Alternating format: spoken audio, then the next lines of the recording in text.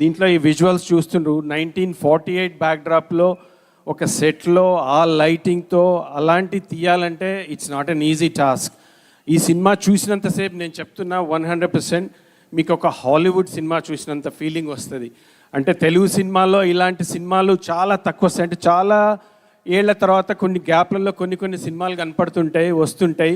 కానీ ఇది కూడా definitely I'm telling you it will create such a huge madness. I'm telling you on December 25th ఒక path breaking cinema ఇది తప్పకుండా అవుతుంది. ఇది వైజయంతి ఆల్రెడీ ఒక 50 years ఆఫ్ లెగసీ వాళ్ళకు ఉంది. వాళ్ళు చేసే సినిమాలు దానికి తగ్గకుండా ఇది సినిమా కూడా వాళ్ళ పేరుని ఇంకా పైకి తీసుకెళ్ళ చేసే సినిమా ఇది.